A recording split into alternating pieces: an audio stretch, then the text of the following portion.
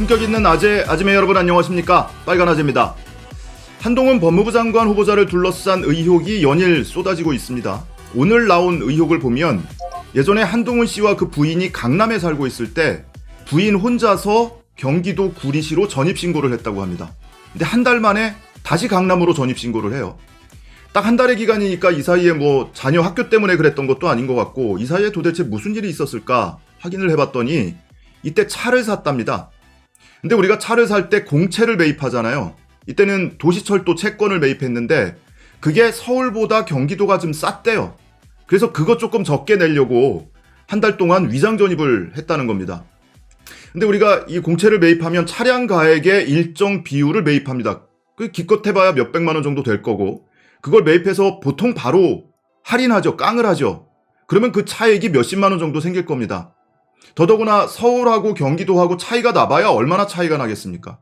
근데 그거 덜 내겠다고 주민등록법까지 위반해가면서 위장 전입을 했던 겁니다. 참 쫌스럽고 꼼꼼하다 이런 생각이 드는데요. 그리고 올해 이 직장인이었으니까 이 연말정산 했을 거 아니에요? 소득공제 했을 텐데 이제 2021년 연말정산한 내역을 보니까 이 한동훈 후보자가 어머니를 부양가족으로 피부양가족으로 등록을 해놓고 인적공제를 받았대요. 그게 250만 원.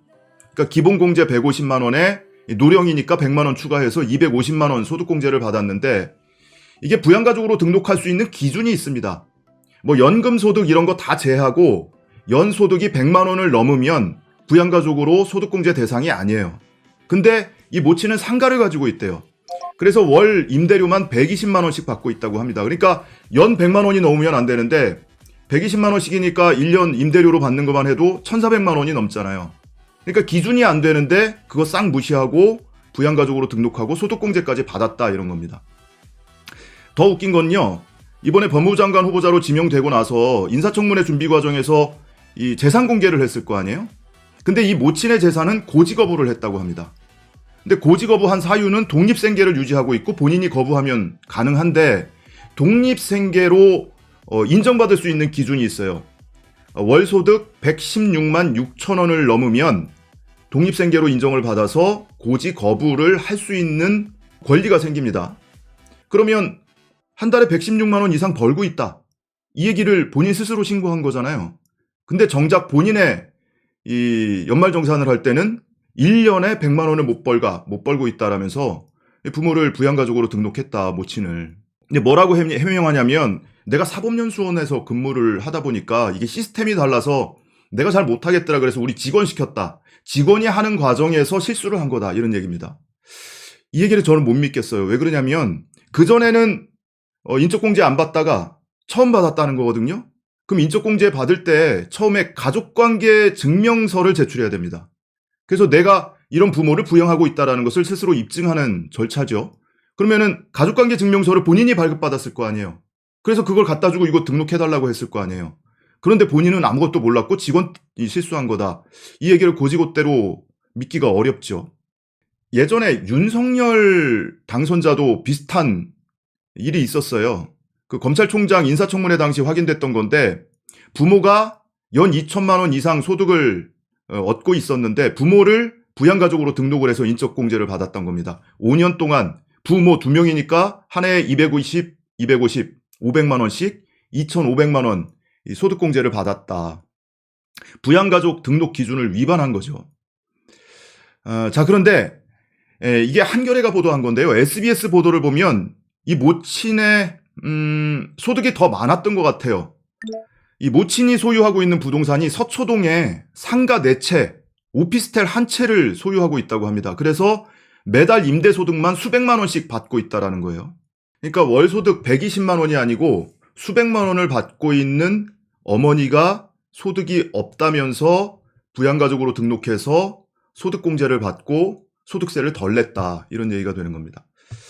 그리고 SBS 보도에는 한 가지 의혹이 더 추가가 되어 있는데요. 이 모친이 과거에 강원도 평창에 임야를 샀는데 한 필지를 6명이 쪼개서 쪼개기 매입을 했다고 합니다. 그러니까 땅이 그렇게 큰 땅도 아니에요. 뭐 3천여 제곱미터 뭐 이런 정도 되는데 그거를 한 달 간격으로 6명이 같이 쪼개기 매입을 했다. 근데 그 이후에 지금 한 30년 지났는데 땅값이 22배 상승을 했다고 합니다. 그리고 어제 나온 보도는 한동훈도 엄마 찬스로 아파트 산 거 아니냐, 엄마로부터 아파트를 편법 증여받은 것 아니냐, 이런 의혹도 나왔죠.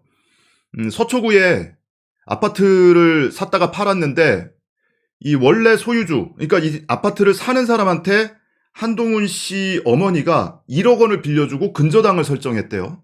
그래서 이 돈을 보태서 아파트를 샀는데 불과 한 달 뒤에 이 아파트를 한동훈 씨가 매입을 했다는 겁니다. 그리고 4년 동안 갖고 있다가 팔았다는데 그 사이에 이 아파트 공시 지가만, 기준 시가만 2배 이상 뛰어서 결과적으로 1억 원이 넘는 한 1억 5천 되는 차익을 얻었다. 그러면 어머니가 그 원소유주가 아파트를 살 때 1억 원을 빌려줬으면 그 채무를 한동훈 씨가 승계를 하는 거잖아요.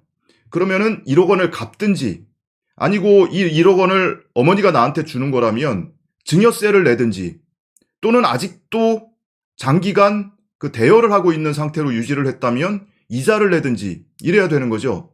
근데 과연 증여세를 냈는지 아니면 그 1억 원을 갚았는지 이게 아직 확인이 안 되고 있는 겁니다. 이외에 한동훈 씨가 아버지로부터 이 농지를 상속받고 증여받고 했는데 직접 농사를 짓거 아니면 바로 매각을 해야 되잖아요. 그런데 13년 동안 보유를 하고 있다가 나중에 시세 차익을 얻고 매각을 했대요. 그러면 이 사이에 누가 농사를 졌냐? 한동훈 씨는 본인의 어머니가 거기서 농사를 졌다라고 했는데 MBC가 현장에 직접 가서 확인을 해봤더니 뭐 한동훈 씨는 본 적도 없고 농사를 지은 사람도 그 어머니가 아니고 가사도우미가 와서 농사를 졌다라는 겁니다. 그러니까 바로 안 팔고 10년 넘게 그걸 보유하고 있었던 이유는 딱 하나겠죠. 땅값 오를 때 기다렸다가 땅값이 오르니까 그때 판 거다. 그래서 농지법 위반 의혹이 나오는 거고요. 이 밖에도 한동훈 씨가 뭐 본인 소유의 아파트는 전세를 주고 강남 타워팰리스에 전세 살고 있는데 본인 아파트는 이 전세 보증금을 막 43%씩 올리고, 자기가 전세 사는 아파트는 지인 찬스를 쓴 건지 무슨 이유인지 시세보다 싸게 살고 있고, 이런 일들이 일상다반사로 벌어지고 있는 겁니다. 하나하나 따져보면 다 돈과 관련된 거예요. 작게는 이 공채 차 살 때 공채 조금 싸게 살려고, 또는 소득공제 받을 때 이 돈 벌고 있는 상가가 몇 채씩이나 있는 엄마를 갖다가 부양가족 등록해놓고 그 인적공제 250만 원씩 그거 받아먹으려고, 또는 그 모치는 이 아는 사람들하고 한 달 간격으로 땅을 한 6필지를 쪼개가지고 그 시세 차익 볼 목적 아니겠습니까? 그런 목적으로 강원도에 땅을 사기도 하고, 본인은 아버지한테 상속받은 땅 바로 팔면은 돈이 안 남을 것 같으니까 그거 10년 넘게 농지법 위반해가면서 갖고 있다가 땅값 오르니까 그때서야 팔고, 이런 짓들을 벌이고 있는 겁니다. 그러니까 혼자서 무슨 나라를 구할 듯이 온갖 개폼을 잡고 거룩한 척을 하더니 뒤에서는 저런 짓을 하고 있었던 겁니다. 에라이, 에휴.